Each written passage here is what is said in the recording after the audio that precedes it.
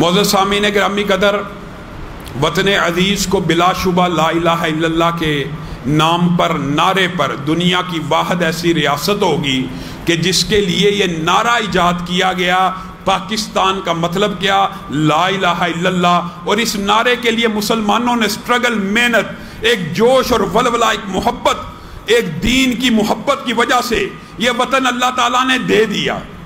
اگر دے دیا تو کیا بس وطن کا حصول ہی کافی تھا؟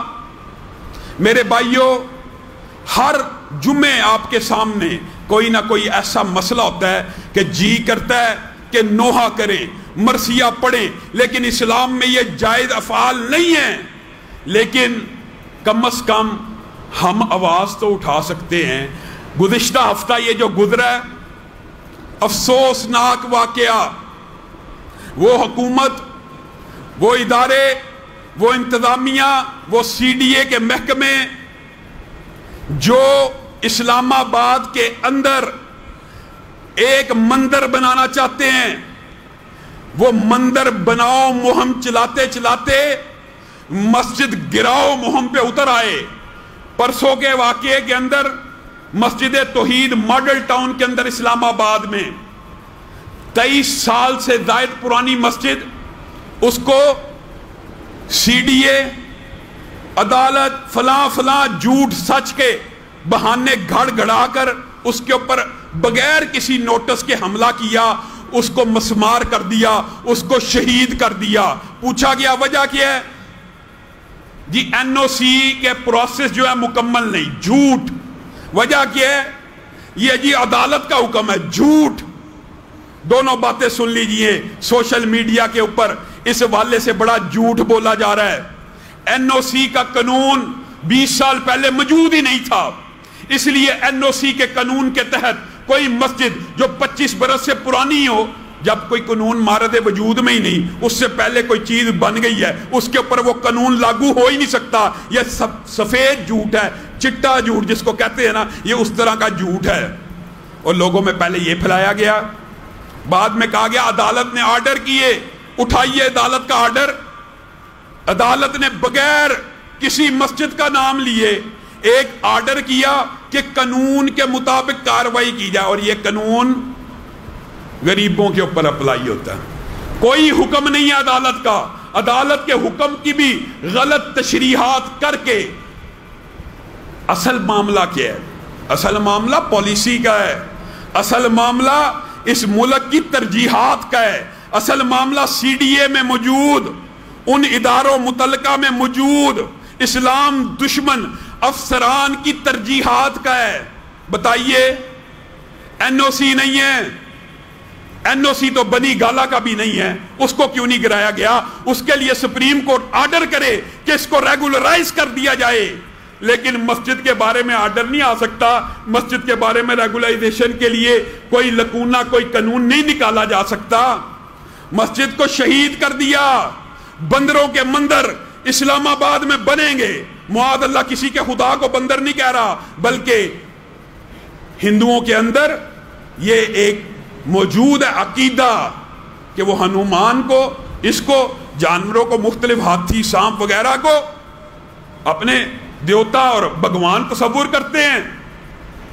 ان بندروں کے لیے اسلام آباد کے اندر مندر بن سکتا ہے اقلیت کے لیے، لیکن مسلمانوں کی مسجد، شرم نہیں آئی جس مسجد کے اندر لاکھوں لوگوں نے قرآن پاک کو پڑھا ہوگا، 23 سال کے اندر کتنے ہی لوگوں نے اعتکاف کیا ہوگا، ممبر رسول کے اوپر سے صدائیں توحید، قرآن، سنت، احادیث بیان کی گئی ہوں گی۔ وہ کون سے ظالم اہلکار ایسے ہوتے ہیں سی ڈی اے کے، اے سی، بدبخت اے سی، اپنے آپ کو انتظامیہ کہہ کر علماء کے اوپر تشدد کرانے والے، یہ حکومتی گماشتے، حکومتی ترجیحات کا تعین کر رہے ہوتے ہیں۔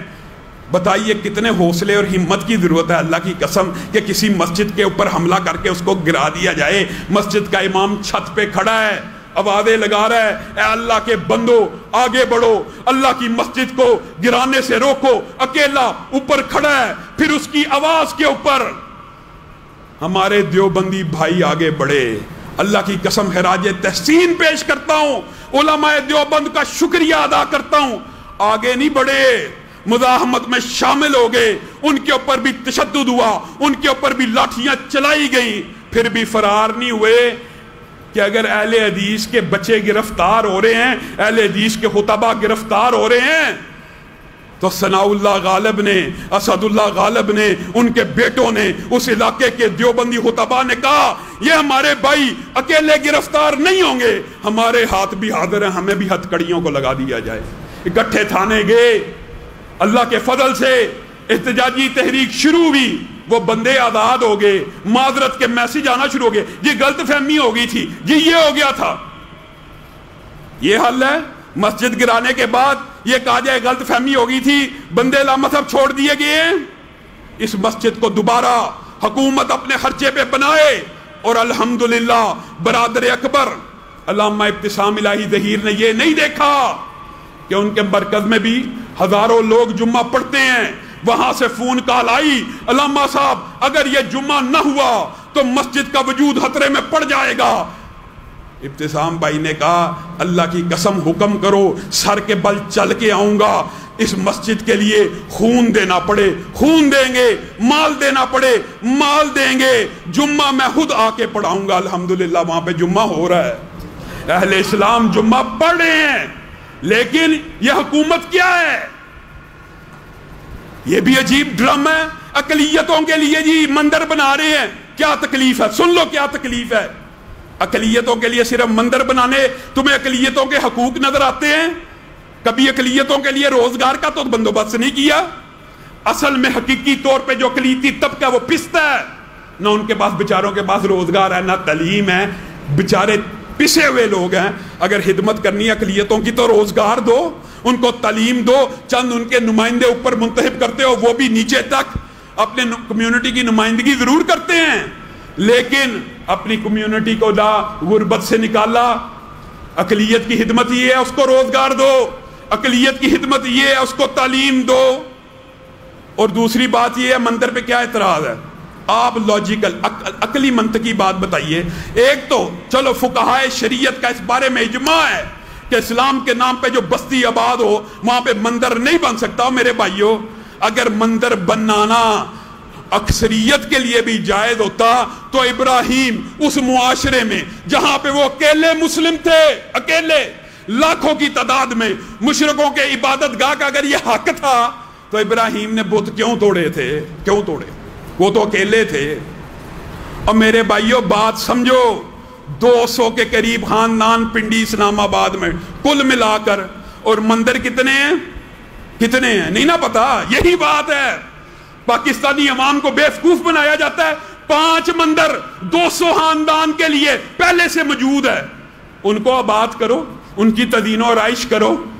اگر تمہیں حقیقت میں اقلیت کا مسئلہ ہوتا تو تم ان مندروں کی تدین و آرائش کرتے، کوئی ایک مسلمان احتجاج کرتا، آواز اٹھاتا، ہم ذمہ دار ہیں۔ نہیں تھی اٹھانی، پہلے سے موجود عبادت گاہ بن چکی ہے، چاہے جس طرح بھی بنی۔ اگرچہ بعض فقہا نے یہ بھی کہا کہ کوئی عبادت خانہ کفار کا گر جائے حادثاتی طور پہ وہ بھی دوبارہ نہیں بن سکتا، لیکن یہ چلو موجود تھے، ان کی تدین و نو کرتے، ان کی آرائش و زبائش کرتے، نہیں کی۔ وجہ آرڈر کہیں اور کا، دینا کسی اور کو ہے پیغام۔